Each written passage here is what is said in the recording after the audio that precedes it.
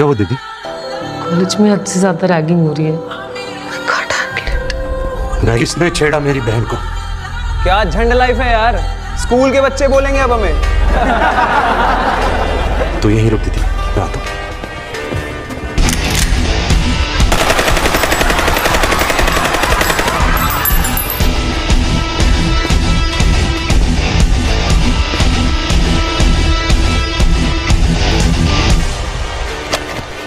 Sir मैं बताता हूँ, टोटल 4 लोग थे।